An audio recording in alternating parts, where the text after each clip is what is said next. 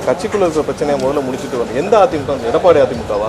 கீழ்த்தரமான கருத்துக்களை சொல்லக்கூடியவரை ஒரு அமைச்சர் என்று சொல்வது கூட எனக்கு வெட்கமாக இருக்கு.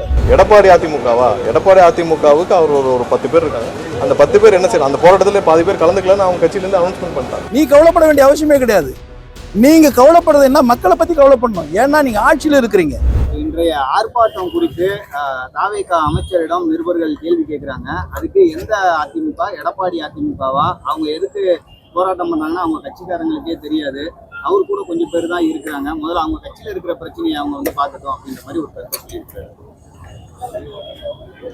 ஒரு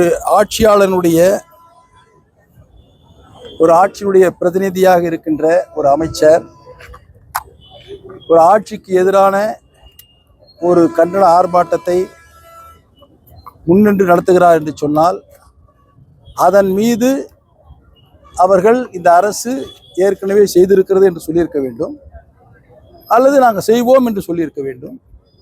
அதுதான் நீண்ட காலமாக அரசியல் அனுபவம் உள்ள தலைவர்கள் சொல்லுகின்ற கருத்து. நீங்கள் யாரை சொல்லுகிறீர்கள்? மின்துறை அமைச்சரை சொல்லுகிறீர்கள். அவருக்கு இந்த அரசியல் அனுபவமே கிடையாது. ஏனென்று சொன்னால் ஒரு கட்சியில் அவர் நிலையான ஒரு உறுப்பினராகவே இல்லை. ஒரு கொள்கை இல்லாத மனிதர். எங்கெல்லாம் நிழல் கிடைக்கிறதோ அங்கெல்லாம் ஓடி போய் நிற்கக்கூடியவர். எங்கெல்லாம் வாய்ப்பு கிடைக்கிறதோ அங்கெல்லாம் வாய்ப்பு தேடி ஓடக்கூடியவர். அவருடைய வரலாறை பாருங்கள். எங்கிருந்து எங்கு ஓடி இருக்கிறார்? எங்களிடத்தில் கூட இருந்தார். நாங்களும் அவருக்கு வேலை கொடுத்தோம். இப்படி பல இடங்களில் சென்றவர். பாரதிய ஜனதா கட்சியில் இருந்தார். பல இடங்களில் சென்றார். இப்பொழுது அங்கு யாரும் இல்லாத நேரத்தில் அவர் போனார். வாய்ப்பு கிடைத்தது.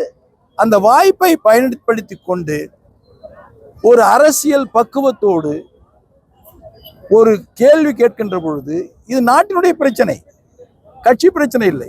எங்க கட்சி எங்ககிட்ட இருக்கு, உனக்கு எதுக்கு அந்த கவலை? நாங்க தான் கவலைப்படணும். நீ கவலைப்பட வேண்டிய அவசியமே கிடையாது. நீங்க கவலைப்படுறது என்ன? மக்களை பத்தி கவலைப்படணும். ஏன்னா நீங்க ஆட்சியில் இருக்கிறீங்க. உங்ககிட்ட பொறுப்பை கொடுத்துருக்குறோம். இன்னைக்கு வாக்களித்து முதலமைச்சராக இருக்கின்ற மாண்புமிகு முதலமைச்சர் திரு விஜய் அவர்கள் உங்களை நம்பி எவ்வளவு பெரிய துறையை கொடுத்திருக்காரு. அடுத்தது அரசின் சார்பாக பதில் சொல்லக்கூடிய இடத்துல வாய்ப்பும் செய்தி தொடர்பாளர் கொடுத்திருக்காரு. அப்படி கொடுத்திருக்கிற இந்த நபர் ஏனென்று சொன்னால் இவ்வளவு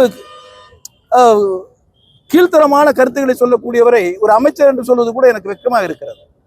இப்படிப்பட்ட நபர் முதலில் புரிந்து கொள்ள வேண்டும். கேட்கின்ற கேள்வி என்ன, எங்கிருந்து வருகிறது, அதற்கு எப்படி பதில் சொல்ல வேண்டும் என்று அவர் தெரிந்து கொள்ள வேண்டும். அரசியல் முதிர்ச்சி இல்லாத காரணத்தினால் ஏதேதோ பிளட்டி கொண்டிருக்கிறார். நாடு முழுவதும் மின் கட்டணம் அதிகரிச்சிருக்கு. எல்லாருக்கும் கடந்த 3 மாதங்கள்ல இருந்த பில்லை விட இப்ப ரொம்ப பன்மடங்கு அதிகமா இருக்குது. மிகப்பெரிய அளவுல ஒரு குற்றச்சாட்டா முன்வைக்கப்படுது.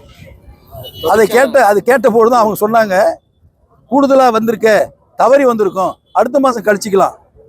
இந்த கடன் கொடுத்து கடன் வாங்கும்போது எப்ப கம்மியா கொடுத்துருக்குன்னா நான் அடுத்த மாசம் சேர்த்து கொடுக்குன்னு சொல்லுவாங்கல்ல, அது மாதிரி ஒரு மின்சாரத்துறையை சேர்ந்த ஒரு பயனாளி இவ்வளவு கூடுதலான கட்டணம் வந்திருக்குன்னா நடவடிக்கை எடுக்கிறோம், எங்க தவறு நடக்குதுன்னு பார்ப்போம், உடனடியாக உங்களுக்கு அது சீர் செய்து கொடுக்கப்படும் தான் சொல்ல முடியுமா வழிய அடுத்த மாசம் கழிச்சிக்கிறனா எப்படி கழிச்சிக்கிறது?